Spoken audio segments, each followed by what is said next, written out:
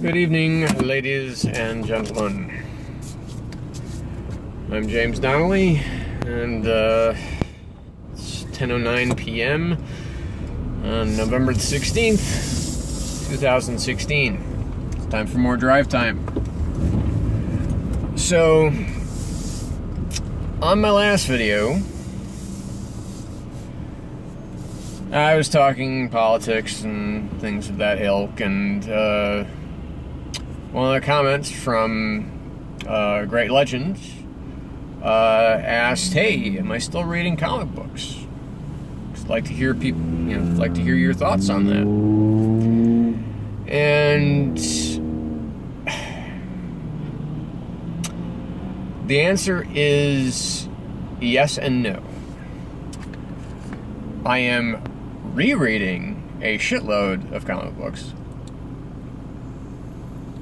Like, for example, I just over the last couple days reread Watchmen for probably the 321st time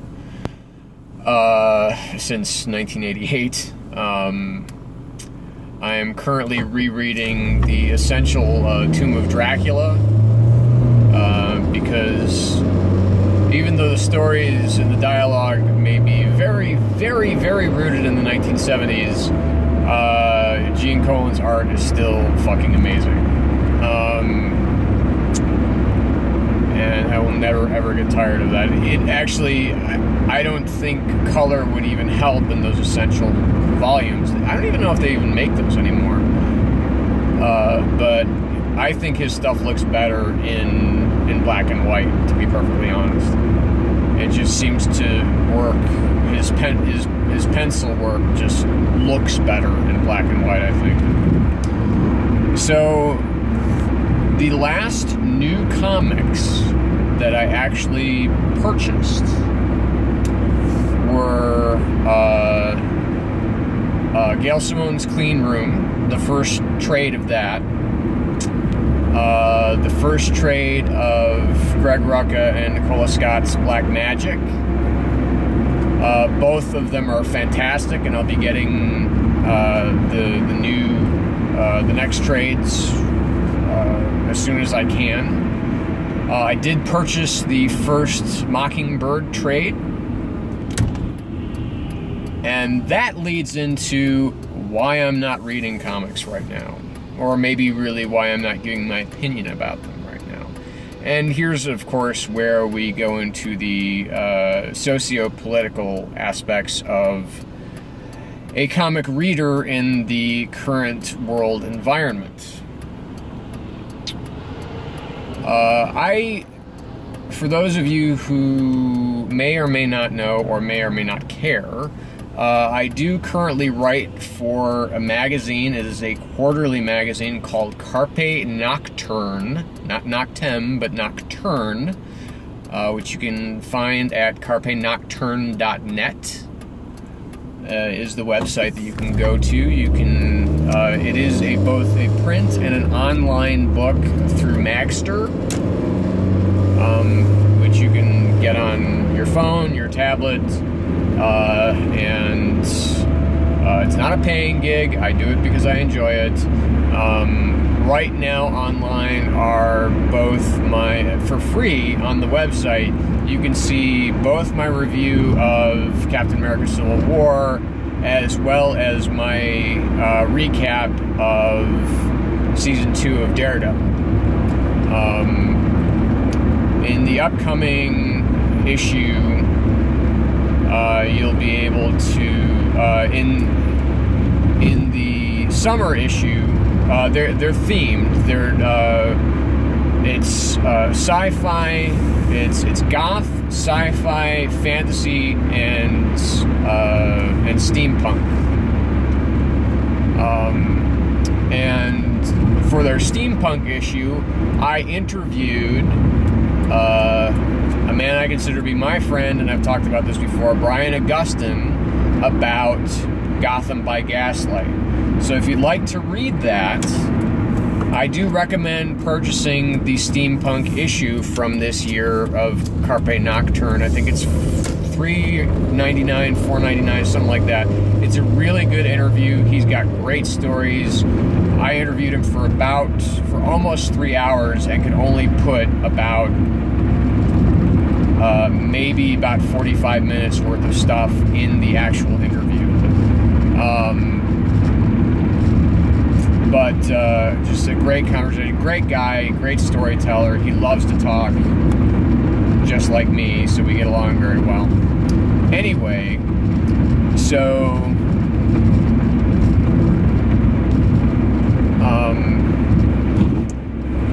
that's kind of so. But I don't review comics for them because they kind of have a comic book bent to them. But I did recently write something that I submitted for publication, either on the website or in the magazine. I don't know which yet. I'll probably find out within the next couple weeks, because the deadline for the submission for the winter issue was yesterday.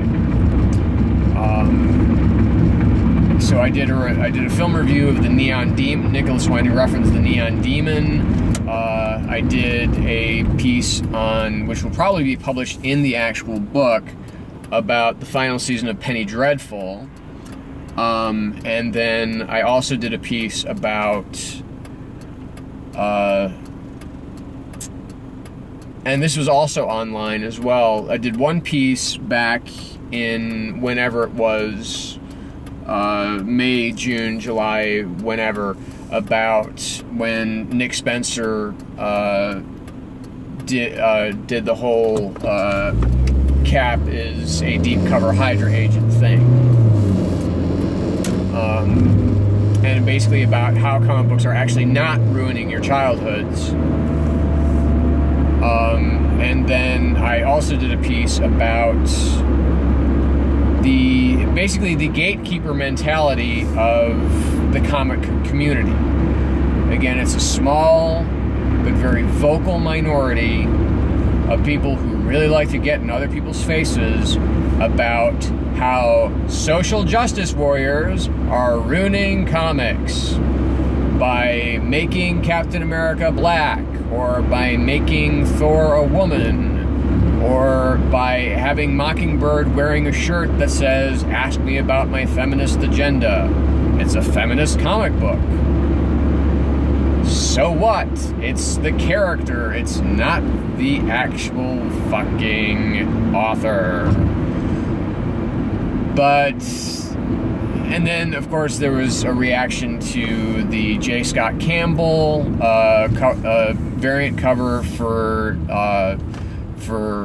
Riri Williams, or Ironheart as she will become known to be, and why, yeah, it's probably not the best idea to have a cheesecake tendency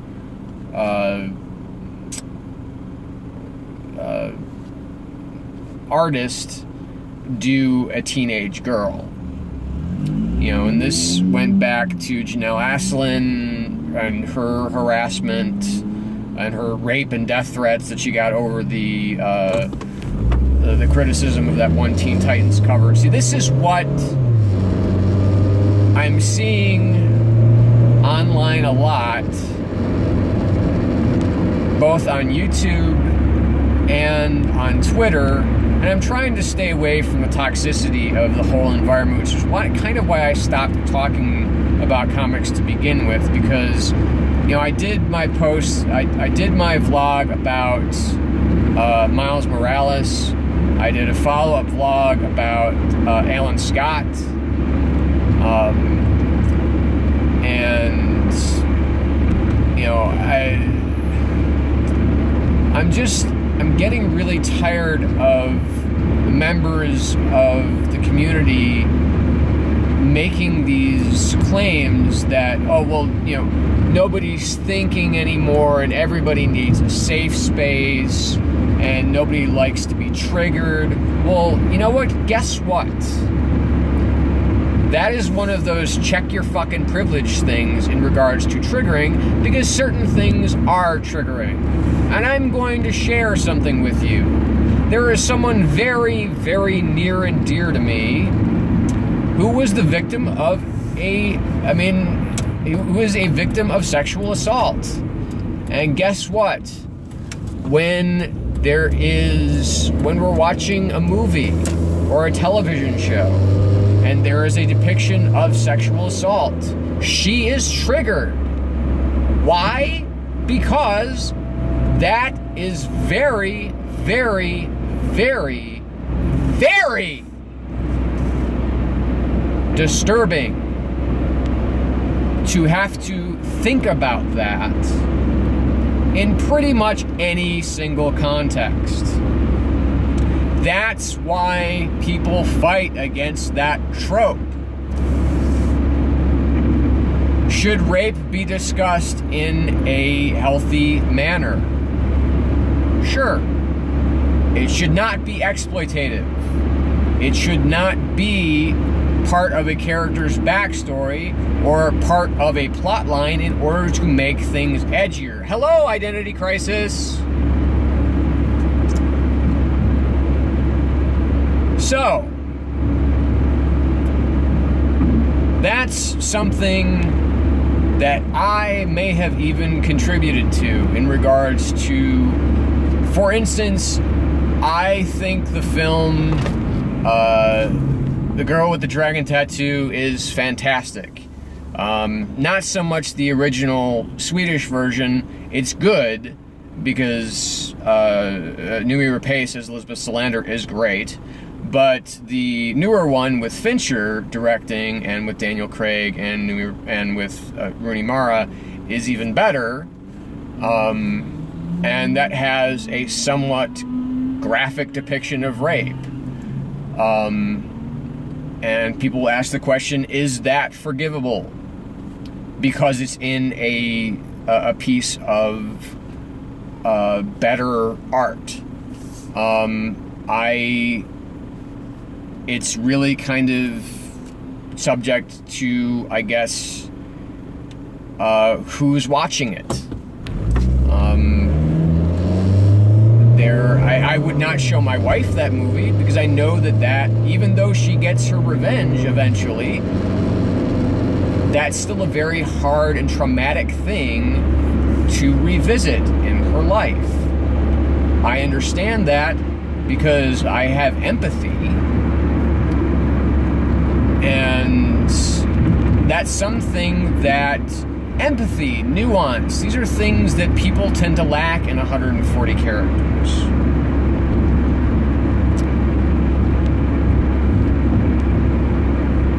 The diversification of the marketplace is something that's a long time coming. I mean, Milestone tried to do it back in the 90s, and unfortunately they failed. And the titles essentially folded. I think the only character that really stayed around from that era was Static. So,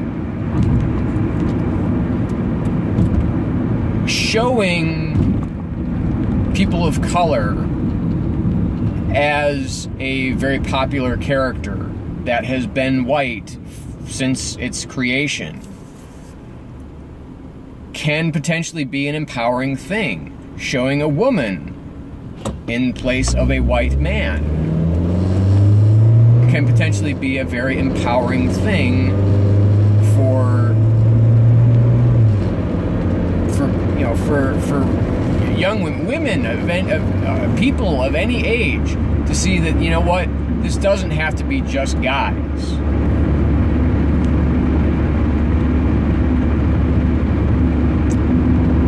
And this is the kind of discussion that has been bred. I've unsubscribed from Howler Mouse because I just don't want to see another 30-minute diatribe on how SJWs are fucking up comics.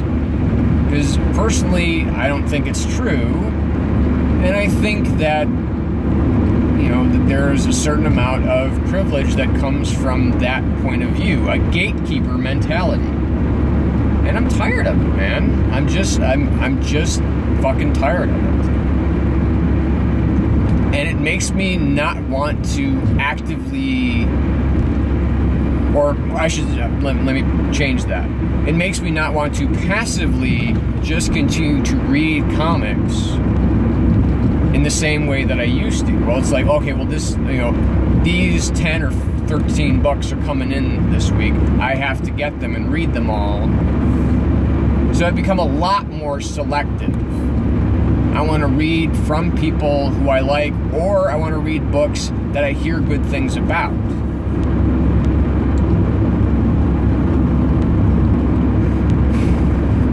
I've stopped, for the most part, reading most major comics.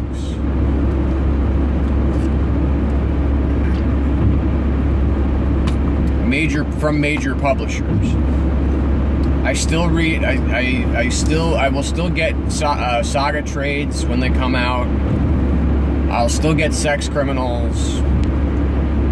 I will definitely be getting Clean Room. I'll definitely be continuing reading Black Magic. I'm eventually going to start getting the Fade Out.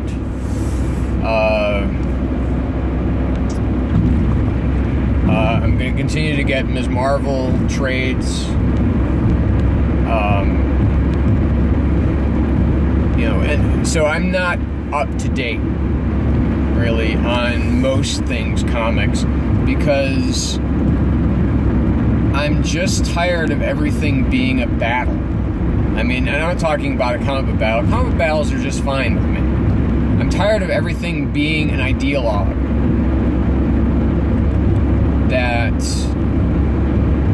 And this is from both sides. People essentially saying, well, if you're not getting this comic because it's socially relevant, then, you should be ashamed of yourself. Or you're getting this comic book, it's totally fucking political, man. I mean, it's like they're just trying to brainwash you. Wake up, sheeple, that type of shit.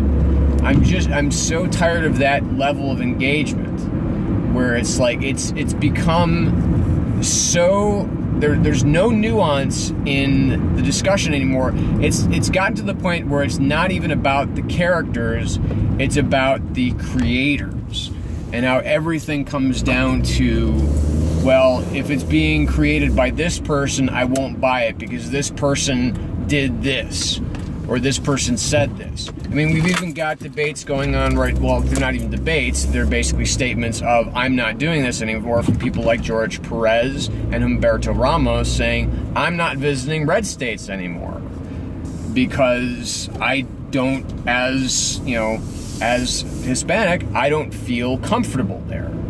You know what? That's their choice. They're visiting any place, anywhere, anytime. That's a privilege that we get. That's not a right. We can't complain about their decision. We may feel, and some people I can also kind of understand, feel personally attacked because they happen to live in those states and did not support Trump. And they feel that they're being cheated out of that person visiting for a Comic-Con because other people in their state voted Trump. And while that side of it also is valid, but you have to realize that it's coming from a place of personal opinion. From both sides of the argument. From Ramos and Perez's side to the people who feel that they're being unjustly affected by their boycott of these states. So, I mean, all of these things, they all, I won't say balance out, but essentially you have to realize that these arguments, they're coming from a place that has really nothing to do with a sentiment of, well, I hate all people from this state. No, it's just these are people who, you know, Chelsea Kane quitting Twitter because of a concentrated effort by trolls to harass. That's not cool. And I don't know under what rule book people think that's cool to do.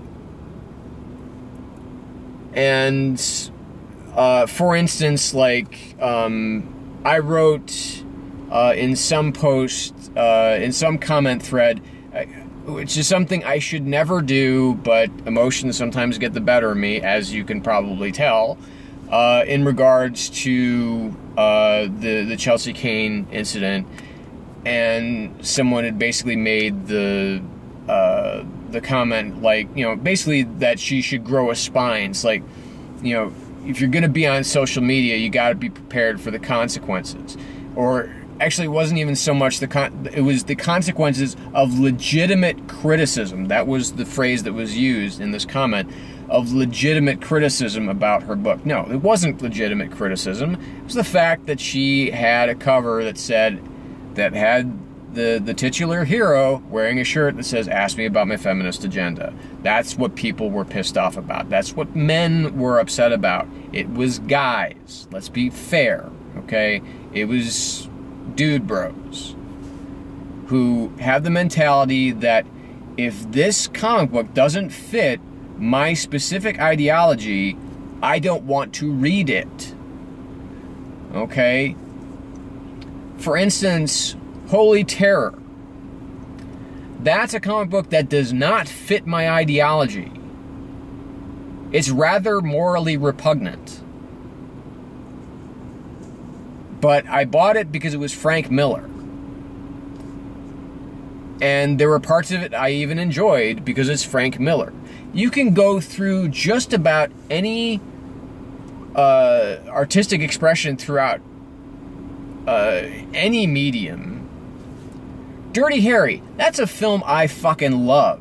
And it's all about the abuses of, and the total, you know, it's about a police officer who abuses his power because the justice system he feels is ineffectual towards true evil. And I love that movie. You have most of Shane Black's films are a little homophobic, but guess what? I love most of them. But again, that's perhaps open to some interpretation. There are films with heroes that are not films and comics with heroes that are not very good people, but I'll still enjoy reading them. So, again,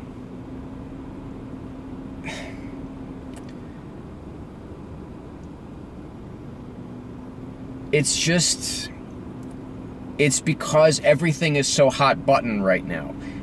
And, like, you can blame fucking Milo Yiannopoulos, who I'd like to strangle with my bare hands in a VR simulation, not in reality, because that's wrong, to want to actually kill somebody.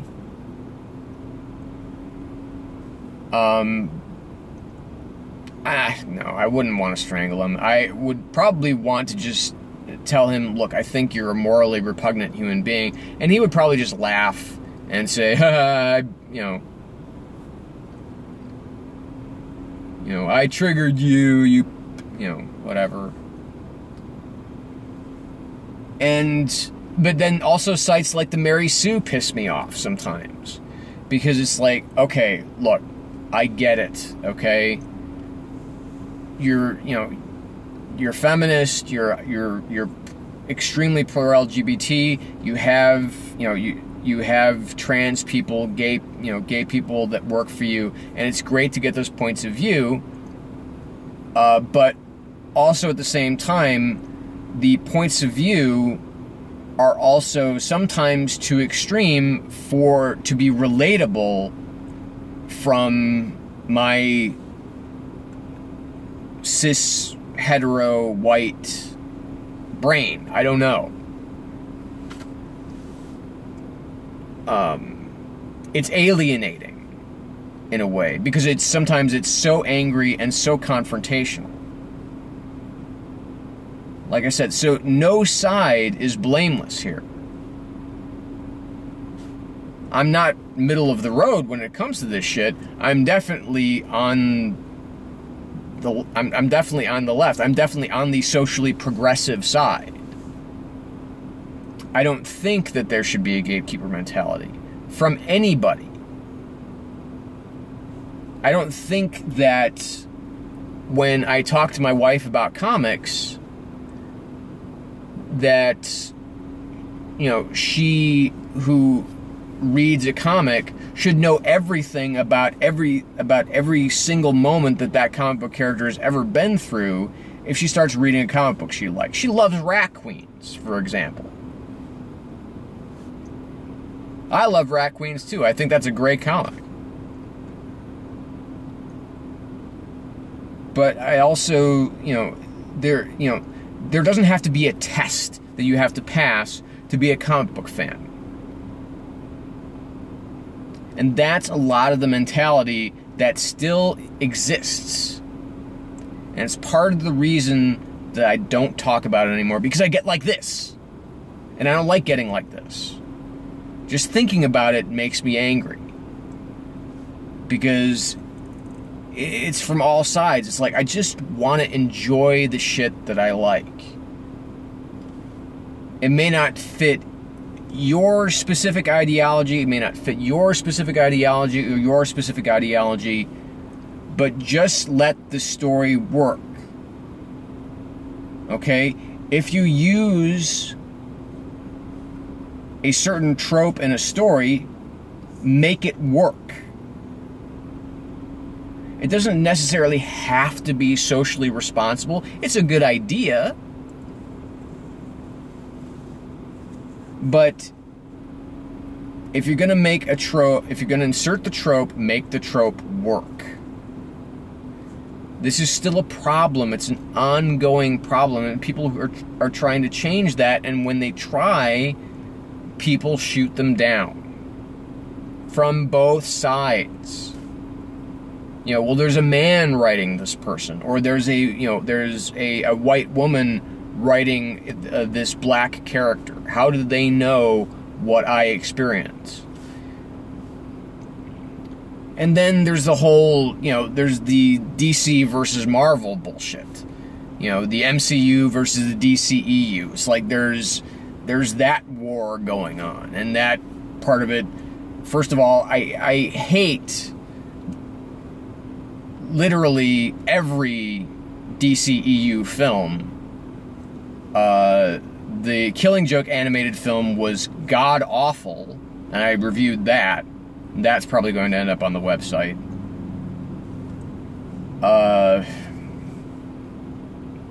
Or it may end up nowhere. I don't know. But it was dog shit. It was absolutely just wrong. And now Justice League Dark, the next animated film, is going to be rated R. Why?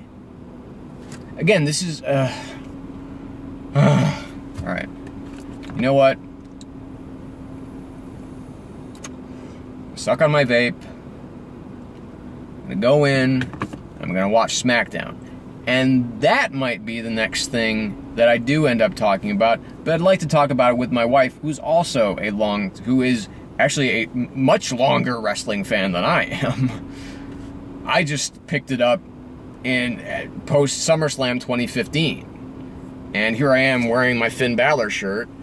And have got my Sami Zayn shirt inside, and she's got her, I've got my collector's edition, my NXT collector's edition of WWE 2K17. That's what I really want to talk about, because that's fun to talk about, because you know what? there's nothing behind it. Well, there's a little bit behind it. There is a lack of good female representation. There's almost complete absence of gay representation. It's not really reflecting the real world, but again, it's WWE. It's not the real world. But still, they also, because they said, no, I'm not going to get into all that stuff right now.